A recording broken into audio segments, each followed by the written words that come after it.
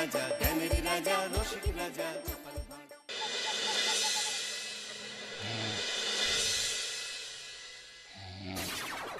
রাজা কৃষ্ণচন্দ্র, আমি এসেছি রে। চোখ খুলে দেখো বাবা। কে কে কে আপনি? আমি স্বামী খটখটানন্দ। আমি জানতে পেরেছি তোর মনে সুখ নেই, তাই তো সেই সুদূর হিমালয় থেকে ছুটে এলাম। ও, আপনি কি করে জানলেন সাধু বাবা? ওরে পাগল ছেলের কথা শোনো। সন্তানের মনের কথা যদি জানতেই না পারি, তাহলে কিসের তপস্যা আর কিসের ধ্যান? কি জেনেছেন সাধু বাবা? 3 দিন ধরে মনে কোনো সুখ খুঁজে পাচ্ছি না, নানান রকম চিন্তায় জর্জরিত হয়ে রয়েছি। তার মধ্যে আজ 3 দিন হলো রানী বাপের বাড়ি গিয়ে রয়েছে। সুখ কি তোর একার? এই মায়ার সংসারে সুখ খুঁজে পাবি কি করি? তোর যে তপস্যার সময় হয়েছে বাবা। শোন, এই পাথরটা ধর। আমি যোগ বলে এই মন্ত্রপুত পাথর পেয়েছি। কাল পূর্ব দিকের নদীর পারে এই মন্ত্রপুত পাথর স্থাপন করবি। আমি চাই তুই নিজে এই পাথরের আরাধনা করিস। তাই ওইখানে এক কুটির বানিয়ে তুই একা থাকবি। একা? আর রানী? সংসারে দুঃখ ছাড়া আর কিছুই নেই। তোর আসলে সুখ লুকিয়ে আছে ওই মন্ত্রপুত পাথরে। এই পাথর তোর মনে সুখ ফিরিয়ে আনবে আর এই গোটা রাজ্যে শান্তি বজায় রাখবে। ঠিক আছে বাবা।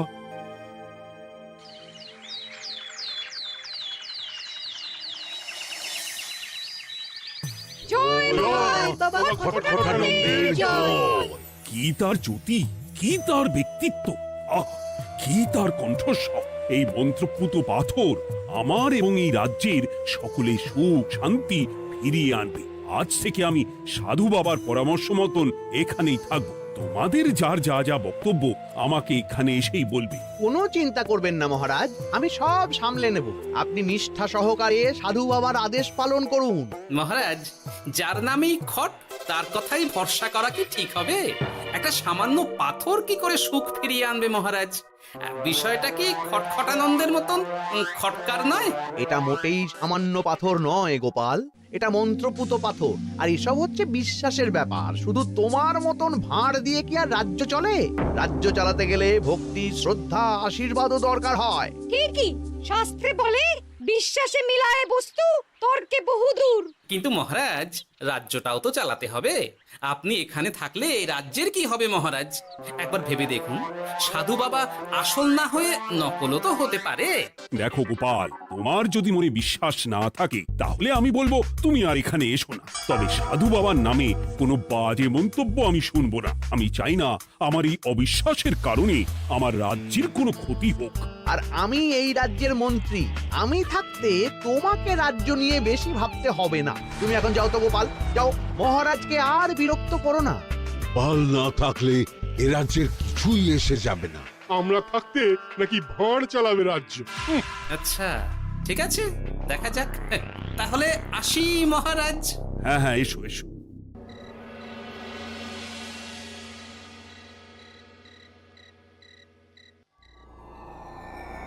মহারাজ, রানী, তুমি ফিরে এসেছো? এ আমি কি শুনছি মহারাজ? আপনি নাকি প্রাসাদে ফিরবেন না ঠিক করেছেন? হ্যাঁ রানী, তুমি ঠিকই শুনেছো। আমি আর প্রাসাদে ফিরবো না। আমি এখানে থেকে ওই মন্ত্রপুত পাথরের আরাধনা করব। কে না কে এসে আপনাকে বলল আর আপনি প্রাসাদ ছেড়ে এই কুটিরে থাকবেন? আপনার শরীর খারাপ করবে মহারাজ, আপনি ফিরে চলুন। কে না কে নয় রানী, স্বামী খটখটানন্দ খুব বড় সাধু। উনি যোগ বলে আমার দুঃখের কথা জানতে পেরে সেই হিমালয় থেকে ছুটে এসেছেন আমাকে ওই পাথর দিতে। তুমি আমায় ফিরতে জোর করো না রানী। আর আপনার রাজ্য, আপনার প্রজারা, তাদের কি হবে মহারাজ? সে নিয়ে তুমি ভেবো না রানী, আমি এখানে বসেই মন্ত্রীকে দিয়ে সবটা সামলে নেব। তাহলে আমিও আপনার সাথে এখানে থাকবো। আপনাকে ছাড়া আমি প্রাসাদে ফিরবো না। তা হয় না রানী, সাধু বাবা আমাকে একা থাকতে বলেছেন। এসব ধ্যান যোগ আরাধনা একা করতে হয়। গোপাল সবটা জানে মহারাজ? আহ, আমার সামনেও নাম করবে না রানী। গোপালের কত বড় সাহস তুমি ভাবো একবার। ও বলে সাধু বাবা ভণ্ডও হতে পারে। আমার তখন ইচ্ছা করছিল ওর মাথার যে কটা চুল আছে সেটাও ছিঁড়ে নিতে। না, আমি আর গোপালের মুখ দেখতে চাই না। আপনি উত্তেজিত হবেন না মহারাজ, আপনি বিশ্রাম করুন, আমি আবার কাল আসবো।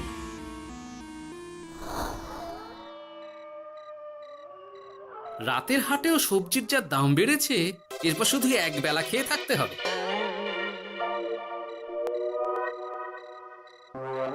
কি হে ভোলা, বাড়ি না গিয়ে এখানে বসে আছো কেন? দুঃখের কথা কি আর বলবো তোমায় গোপাল দাদা। বলোই না, শুনে দেখি।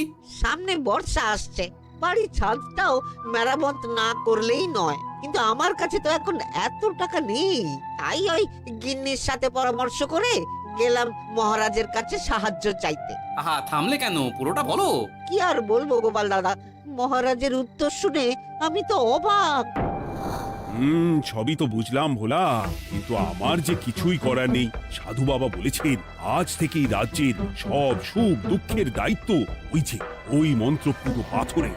তুমি চিন্তা করো না, এক কাজ করো, তোমার সমস্যার কথা গিয়ে ওই মন্ত্রপুত পাথরের কাছে জানাও। আর তোমরাও আজ থেকে তোমাদের যা চাওয়া পাওয়া আছে সব গিয়ে ওই পাথরকে জানাবে। যা করার পাথরই করবেন। একবার যদি ওই সাধুকে হাতের কাছে পাই না, তাহলে ওই পাথর দিয়েই বেটার মাথা ফাটাব। কিছু বললে গোপাল দাদা?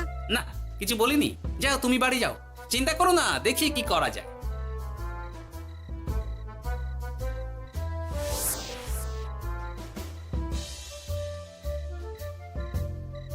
কি ব্যাপার, এত রাতে বটা ঘটা মন্ত্রীর বাড়িতে কি করছিল? কি বটা ঘটা, আজকে মন্ত্রী মশাইয়ের বাড়ি খাওয়া দাওয়া ছিল? খাওয়া ছাড়া কি অন্য কিছু আসে না তোমার মাথায়? চ চ চ, আমাদের অনেক কাজ আছে, চ। আরে এত তাড়া কিসের? বাবা, বটা ঘটার এত কি গুরুত্বপূর্ণ কাজ যে একেবারে ছুটে পালালো? না, ব্যাপারটা তো সুবিধের ঠেকছে না।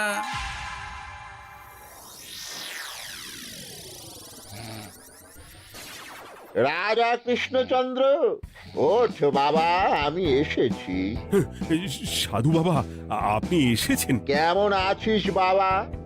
ভালো আছি বাবা, তবে মনে এখনো পুরোপুরি সুখ খুঁজে পাইনি। সুখ কি তোর একার? কি করে সুখ পাবি বাবা? এখনো তো তুই তোর সব আসক্তি থেকে মুক্ত হতে পারিসনি। আর কি কি করতে হবে আমায় বলে দিন বাবা। একটা কাজ বলবো, করতে পারবি? বলুন বাবা, আপনি যা বলবেন আমি তাই করব। এই রাজপাট তুই ছেড়ে দে, এসব থেকে নিজেকে মুক্ত করে তুই তোর সাধনায় মন দে, দেখবি তার ফল তুই পাবি। কিন্তু তাহলে রাজ্যের কি হবে? কে দেখবে সাধু বাবা? কেন, তোর মন্ত্রী, ওর থেকে ভালো লোক তুই আর পাবি না। ওই হচ্ছে তোর আসল শুভাকাঙ্ক্ষী, আমি যোগ বলে জানতে পেরেছি। আচ্ছা, তাই হবে। আর ওই গোপালটাকে যদি পারেন একটু সাহায্য করবেন বাবা। ওই তুচ্ছ গোপালকে নিয়ে তুই চিন্তিত হোস না, ওরে বুড়ি মন্ত্রী মশাই ফাটাবে। তুই যা, ঘুমো।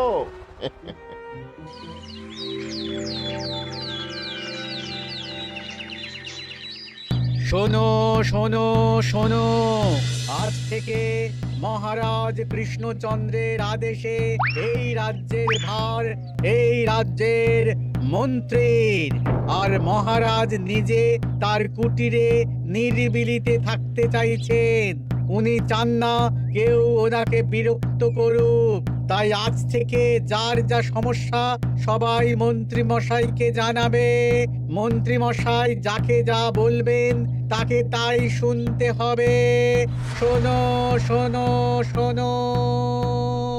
না, মহারাজকে থামাতেই হবে, না হলে বড় বিপদ হয়ে যাবে। যাই।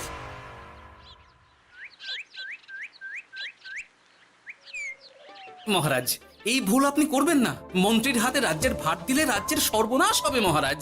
দেখো গোপাল, আমি যেটা করেছি সেটা ঠিক বুঝেই করেছি।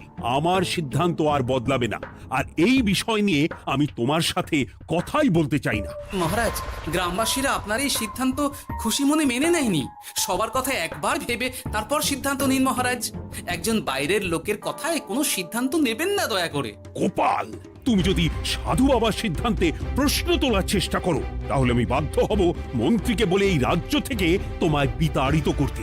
একজন সেই হিমালয় থেকে আমাদের উপকার করতে এলো, আর তুমি তার বিরুদ্ধেই কথা বলছো। ছি ছি গোপাল, ছি। মজা, কি মজা! শুধু মুদ্রা, শুধু মোহর, যেদিকে তাকাবো শুধু সোনার মোহর আর সোনার মোহর। তুমি কি পাগল হয়ে গেলে?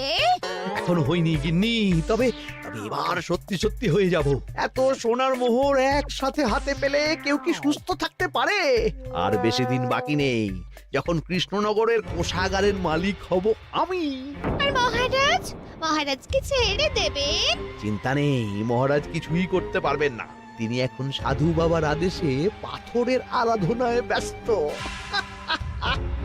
আর প্রহরীরা, তারা কিছু বলবে না? প্রহরীরা তো এখন আমার গোলাম। মন্ত্রীমশাই, আমরা এসেছি। ওই তো ওরা চলে এসেছে। ওরা কি করবে? ওরাই তো কোষাগার লুট করতে আমায় সাহায্য করবে। রাজ কোষাগার হবে শুধু আমার, আমার, আমার।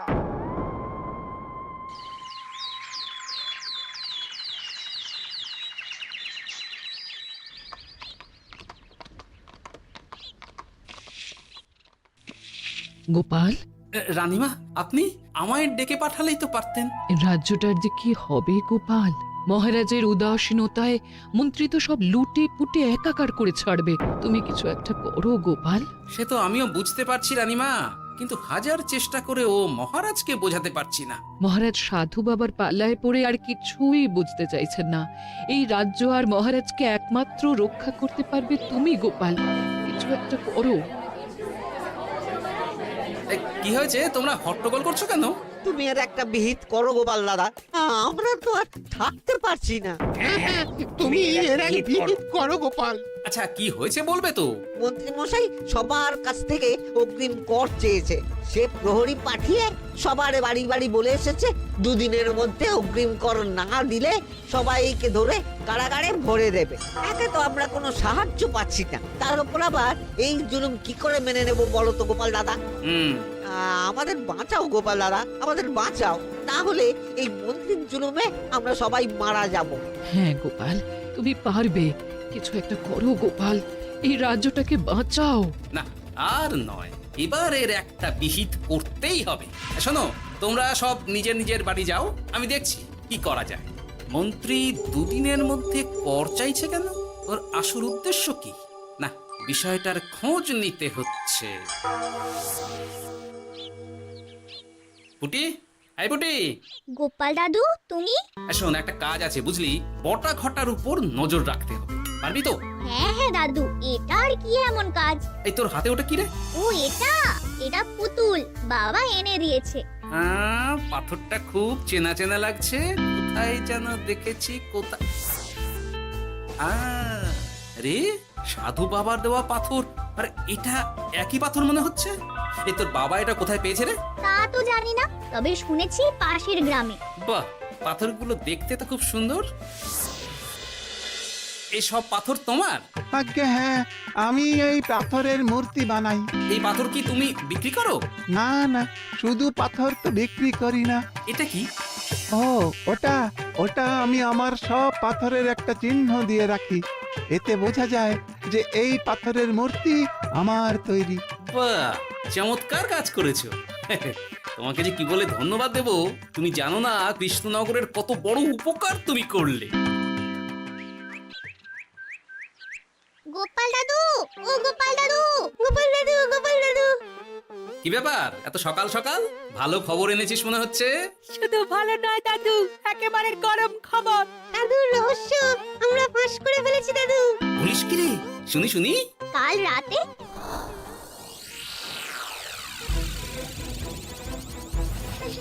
এত এত সোনা এত মোহর আমি একসাথে কোনো দিন দেখিনি কি গো এইসব আমাদের হ্যাঁ গিন্নি, হ্যাঁ, এই সব আমাদের, সব।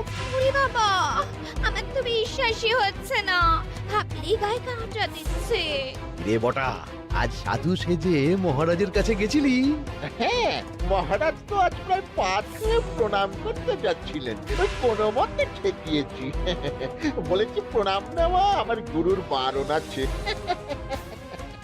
আর আমি তো আজ এমন ধোঁয়া দিয়েছি যে মহারাজ একেবারে কেসে কেসে অস্থির। আর মাত্র 2 দিন, এই 2 দিন খেলাটা চালিয়ে যেতে পারলেই কেল্লা ফতে। আচ্ছা, এবার আমার কাছে পুরো বিষয়টা পরিষ্কার হলো। বাহ, তোরা দারুণ কাজ করেছিস রে। এবার শুধু আজ রাতে প্রমাণটা পেলেই হয়ে যাবে।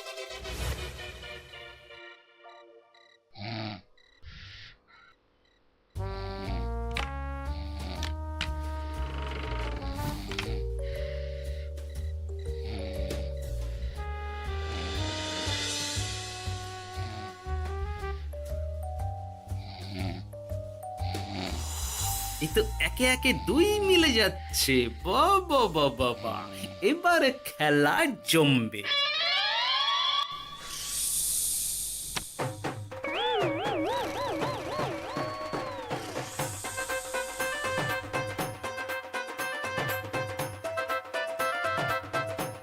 এই ঘটা ঘটা রে, এই ঘরে এত ধোঁয়া এলো কি করে রে? সত্যিই তো, এত ধোঁয়া এলো কি করে? ঘরে কি আগুন লাগলো নাকি রে? এই বটা, ওটা কি রে? হ্যাঁ, এ তো ভূত। আমরা তো কিছু করিনি। আমরা কিছু করিনি, বিশ্বাস করো ভূত দাদা, আমরা কিছুই করিনি। তোরা আমাদের পূর্বপুরুষের প্রস্তর খণ্ড নিয়ে এসেছিস তোদের এত বড় সাহস আজ আমরা তোদের ঘর মটকাবো আমরা কোনো খণ্ডমণ্ড নিইনি ভূত দাদা। এই কথা, তুই কি ওনাদের কোনো খণ্ড এনেছিস? না না না না না, আমি তো অমন কিছু আনিনি। আমার মনে হয় ওই আপনাদের কোথাও একটা ভুল হচ্ছে। মহারাজকে ওই পাথর তোরা কোথা থেকে এনে দিয়েছিস? ওটাই আমাদের প্রস্তর খণ্ড, আমাদের 5 পুরুষের সম্পত্তি। ওটা তো আমরা পাশের গ্রামে এক মূর্তি কারিগরের থেকে চুরি করে এনেছি। আপনারা যান না, যান, ওই কারিগরের কাছে ওরকম অনেক পাথর আছে। আমাদের ওটাই চাই। ও বাবা, উনি আবার কে? আমাদের দাদু তৃতীয় পুরুষ। ও দাদু, এই চুরি ভূত দাদু, ওটা আনতে গেলে না মন্ত্রী মশাই আমাদের খুব মারবে। খা, ওদের মুন্ডু চিবিয়ে খা। না না, ওরকম করবেন না দাদু ভূত, তাতে আমাদের খুব লাগবে। তাহলে বল, মন্ত্রীর আসল উদ্দেশ্য কি? 2 দিন পর ও কি করবে? 2 দিন পরে মন্ত্রী মশাই কোষাগার লুট করে রাজ্য থেকে পালাবেন। এবার এবার আমাদের ছেড়ে দিন দাদু ভূত। তোদের ছাড়তে পারি একটাই শর্তে। বলুন বলুন।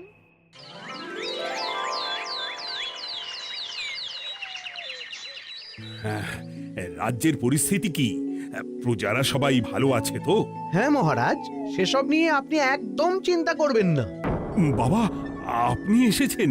হরে কৃষ্ণচন্দ্র, একটা কথা তোকে না বলে আর থাকতে পারলাম না। এটা আবার কে রে? বলুন বাবা। এই মন্ত্রীকে এই রাজ্যের দায়িত্ব দিতে বলে আমি বড় ভুল করেছিলাম। আসলে এই মন্ত্রী হচ্ছে চোর, ও তোর কোষাগার ফাঁকা করে পালাবার মতলব করেছে। কি বলছেন বাবা? মন্ত্রী, উনি যা বলছেন সব সত্যি? না না মহারাজ, এই বটা কি হচ্ছে কি? বটা? তো তুমি সাধু বাবাকে বটা বলে ডাকছো কেন? আমি বলি কি বাবা, এই মন্ত্রীকে তুই শুলে দে। বটা, তুই থামবি? আমার খেয়ে আমায় ছুরি মারা? ওর কথা আপনি বিশ্বাস করবেন না মহারাজ, ও সাধু নয়, ও ভণ্ড। মানেটা কি? মন্ত্রী মশাই ঠিকই বলছেন মহারাজ। ও সাধু নয়, ও কৃষ্ণনগরের বটা, এসব আপনার আদরের মন্ত্রীর কাজ মহারাজ। মন্ত্রী আপনার রাজ্য লুট করার মতলব করেছে, তাই বটাকে সাধু সাজিয়ে আপনার মন জয় করে প্রথমে আপনাকে প্রাসাদ থেকে তাড়িয়েছে, তারপর রাজ্যপাট নিজের হাতে নিয়ে কোষাগার হাতিয়েছে।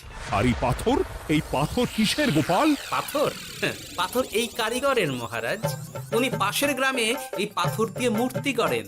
মন্ত্রী বটাকে দিয়ে এই পাথর চুরি করিয়েছে।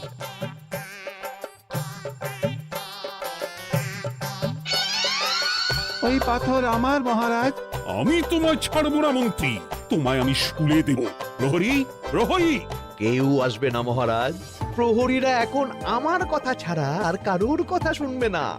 আমি এখন আপনাদের সামনে দিয়ে আপনার কোষাগার নিয়ে চলে যাব, আর আপনারা শুধু দাঁড়িয়ে দাঁড়িয়ে দেখবেন। রে ন্যাপলা পুঁটি গুলটে, মন্ত্রীকে বেঁধে ফেল। এত সোজা নয় গোপাল, দেখবে? প্রহরী, প্রহরী! চেঁচান চেঁচান, আরো জোরে চেঁচান, কিন্তু ফল হবে না। আপনার প্রহরীরা সব গ্রামবাসীর হাতে বন্দী। আমায় ছেড়ে দিন মহারাজ, আমার ভুল হয়ে গেছে। এমন ভুল আমি আর করবো না মহারাজ, আমায় ছেড়ে দিন। ছেড়ে দেব? তোমার ব্যবস্থা আমি করছি। কিন্তু গোপাল, আমার মনের সুখের কি হবে? আমি কি আর সুখী হতে পারবো না?